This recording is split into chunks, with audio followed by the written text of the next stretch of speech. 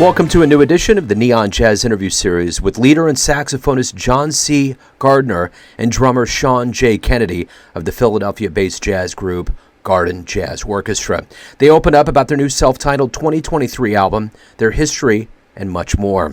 This outfit is comprised of world-class musicians from across the Philadelphia region with an original style and ability to inspire people with enthusiasm, virtuosity, and incredible sounds from each chart played. They got a great story. Enjoy this interview. Hey, Sean. Yes. Can you hear me okay? Yes, sir. John, can you hear me? Absolutely. Oh, hallelujah. Technology. First try. Let's just tread lightly and buy a lottery ticket when we're done. We won't even talk about it. Yeah, right. So, all right, guys. Thank you for taking a minute after the show. I really appreciate it. Sure. My pleasure. Yep. So let's talk about before we get into your latest release. So where are you two? I know we always talked about it being sunny in Philly. Are you both there? Yeah, more or less. We're in the same area. I'm currently at my office in Philadelphia right now, just getting some sheet music work done and composition stuff work done. I'm a few miles from John at my office at one of the schools I teach at. I got to tell you, when the Phillies made their World Series run this year, it reminded me of the Royals in '15. Just kind of that blue-collar town. Everybody's going a little bit extra crazy. You know, I was really pulling for you guys. And then Bryce, too, you know, if you have someone like that that's like a local guy that came back and he's doing all that Superman stuff, I mean, how can you beat that? For sure. I'm pulling for you guys. So before we get into the brand new album, how did you guys, you know, kind of collectively as a band survive COVID? It really hit the jazz community hard. And, you know, how did you get through that now that we're kind of opening up and live shows are happening now? Yeah, I'll take this one first. Initially, I had started up a little video like release type stuff with a bunch of different jazz music educators from across the world called Accidental Big Band, where I would send out a chart about maybe like 2 months prior to just have everybody play along with a click track and record together with that click track along with a video feed for it too, send it back to me, and then I'd splice together a whole bunch of those videos and create a music video from that. And I saw that as a way to kind of keep everybody playing, at least in the jazz community or, a lot of my music educator friends. After that, once things started to open up a little bit more, for me, it was just one of those, to get this project off the ground and going, I was like, we just need to do this. Time is too short for all people involved, and the pandemic kind of really opened up those eyes to me a little bit more. And I just made a few phone calls to like Sean and a few others in the band too at the time, and then we created Gardyn Jazz Orchestra from there, and here we are now. So it has to feel good now that we have a new year, things are opening up. It has to feel good to have an album coming out right now. Oh, yeah, for sure. What do you think, Sean? Yeah, it's incredible because, growing up in the 80s, I was in middle school and high school, and I always tell everyone I would have done much better academically in school if Doc Severinsen and the Tonight Show Band weren't on TV every night. Because every night I would stay up late, my parents, go to bed. I had to hear, the Tonight Show Band, Welcome Johnny, and all those commercial breaks, they'd do the little cuts in and out. They were my heroes growing up. I'm in my 50s, but, I have friends that are in their late 60s and 70s, and they harken back to when the Beatles were on Ed Sullivan. Well, that's before my time. The Beatles for me was Doc Severinsen and Ed Shaughnessy. And to play in a big band of original music, I don't know if you guys know the LP of the Tonight Show Band Volume 2, if you've seen the back of the actual LP. I think it's the second one. There's a picture of Doc and the guys in a circle in a studio recording live. And I can remember looking at that in the late 80s going, man, how are those guys all doing that in a circle? And lo and behold, this past June, we basically replicated that and played live big band music in a circle. Like, it's come full circle. So there are no words to describe how happy I am to be part of this. Yeah, and this being, like right there, just being in a room together with everybody versus doing it all online and submitting like the tracks and stuff, it made it much more organic for the album. And for me, I've played on quite a few different albums as a sideman and written stuff for people too. but this is my first official like album as like a leader with all of my own originals and arrangements and stuff like that. Honestly, it's a surreal feeling right now. So how long have you guys been together? Well, I've known Sean. Oh, geez. We were just talking about this a couple of weeks ago. I've known Sean for quite some time. I want to say almost 10 years. I happened to be at one of the shows that you were recording a live album at, actually. The Hey, Where's My Tuxedo? And my teacher at the time, God rest his soul, Tim Price, he invited me to come up and check it out and stuff. So I remember sitting back at the bar there watching them all play and stuff and getting a chance to meet Sean and Tim and a few others up there. And I've known Sean for about 10 years. And as far as the band's concerned, this is our first year all together. I mean, we've all played with each other in various forms and capacities, but as a consistently working right now big band itself, this is our first time out. What is it about the band that works so well? How do you all come together and make this click and move in the right direction? Well, I think a lot of it, at least from my perspective as the leader of it and the writer, I think we all come together and try to stay true to what we all enjoy playing, which is obviously jazz and stuff in this case.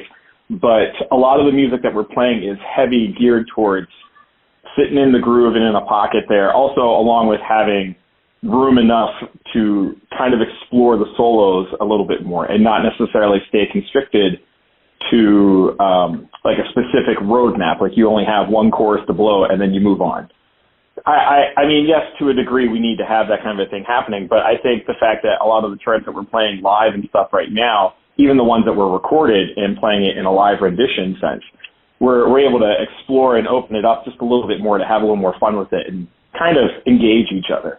And I think the fact that we all come together and just have a good time. Like sometimes it's hard in the rehearsal to actually get the stuff done because we're all just sitting there, John, and having a good time talking about sports or maybe some new music, or maybe one of our students did something crazy and just wanted to have a good laugh about it. It's just the fact that we're all able to sit there and have a good camaraderie about ourselves. Yeah, I can chime in on that if you'd like. For me personally, and what I've observed, there's a lot of heavy players in this band. Like if you look down the list, that have played all over the world with some of the biggest acts. And I think for me, and maybe some of the other guys, it's the repertoire and the hang that makes it attractive. Because I've worked for hundreds of contractors doing high-profile gigs, and you get paid the union wage, and you're getting paid money, good money, etc. But it's not always fun when you do that. Every time John calls us and says there's a gig, I don't even ask what the pay is or if there's pay. It's like, hey, we have a gig here. We're going to go play our big band music. I'm like, I'm in. Oh, we're going to get paid too? It's the only ensemble that I really do that with. Everyone else that calls me, they're like, we need you here, here, and here. I'm like, okay, what's the pay? Is there parking? It's like a business transaction. This is more just out of love, I think, for this style of music. I've seen your albums come across before, and I see this album, I see the artwork, and I feel the vibe, but no one's going to really know who you are until they listen to an interview or get to know you more. So if there's one thing, let's say you all come to Kansas City and play a gig, and you really need to sell yourself, sell the band, what you guys are, who you guys are. How would you describe it? How would you describe your vibe to get people to sit in that seat in Kansas City to watch you perform live? I would have to say it's very energetic. For me, from my observation, I play saxophone in the group, and from my vantage point, I can always see people either moving around or having a good time, bopping their head and getting involved. Honestly, I think it's very difficult to not sit still in this group, and especially looking at the audience, too. We are definitely going to make you want to move around and have a good time with it. Like the last gig that we played in December, people started coming into the venue and sitting down as if they were going to, sit and watch a concert, right? And what ended up happening was a lot of people started getting up, moving around, and just dancing and bopping and having a good time. And that's kind of what this group is meant to do live, when you're listening to the tunes themselves, when you actually are seeing the band live and stuff. Like, we have a good time with each other. We interact not only with ourselves on the stage, but we also try to make it a point, or I try to make it a point, to interact with the audience a little bit too, and have that sense of like you're a part of the group, you're a part of the experience right now. Because too many times have I gone to concerts where, it's extremely formal and it's great. Don't get me wrong, the music's killer and stellar and it's awesome and I love every minute of it. But I also think we need to start to engage the audience a bit more because we've already had that kind of experience over the pandemic where you sit and you watch stuff from a live stream or you sit and watch like past concerts and stuff on video and it's just you sitting there and watching it. Whereas with music, in my opinion, I think it's supposed to move you and make you want to interact and be a part of something, experience it a little bit more than just audibly listening, which is also a fine thing too. But I think for us, when you come to one of our shows, you're going to notice that we're lively. We very much have an energy about us that we like to get the audience involved and get more people interacting and just having a good time. I can add to that too. I've played in a lot of contracted groups, but this reminds me of my high school days when I had a rock band and we'd play in my parents' basement. And maybe the music wasn't as top shelf as it should have been, but the energy was undeniable. And we were brought together to play music we loved. And I think that's what draws most of the people to this band and the audience, because when we start playing, it's a pure love of this genre, big band music, and we want the audience to be part of the excitement when we're playing. I think if you guys could somehow get local hero Bryce Harper in there to riff on a harmonica or a cowbell, you guys could throw this over the top. Maybe so. I was going to say, we do have a chart called Practice based off of Allen Iverson's rant of Practice, where I would love it if I could have Allen come in one day out of the blue to one of the gigs and be like, hey, wait a minute, didn't I say that on stage at one point on an ESPN thing? I mean, yeah. I think that would be absolutely hysterical, especially have Bryce or something like that, or even Jason Kelsey of the Eagles. He plays baritone saxophone.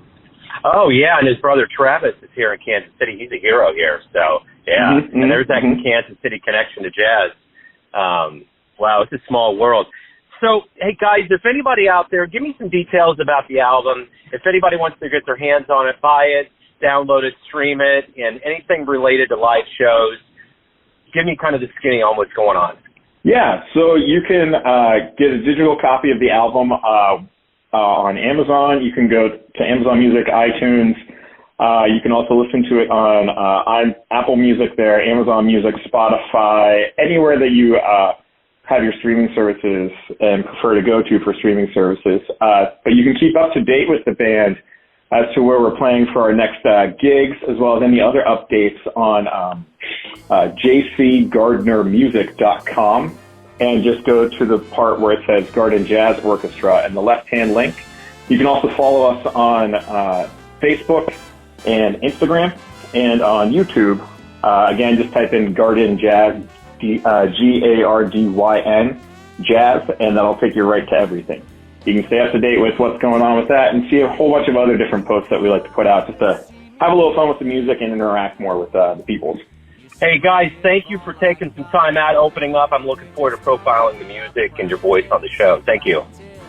Beautiful. Thanks. Yeah, thank you. This was great. Thank you so much. And let us know when it goes live. We'd love to check it out. It'd be awesome. Thanks for listening and tuning in to another Neon Jazz interview, where we give you a bit of insight into the finest players and minds in Philadelphia, Kansas City, and spots all over the world, giving fans all that jazz. Thanks to both Jon and Sean for their time and story on behalf of the whole band. If you want to hear more interviews, go to Famous Interviews with Joe Domino on the iTunes Store or Spotify. Visit neonjazz at youtube.com, and for everything Neon Jazz all the time, go to the neonjazz.blogspot.com. Until next time, enjoy the jazz, my friends. Come on, man, we just talking about practice. Neon Jazz.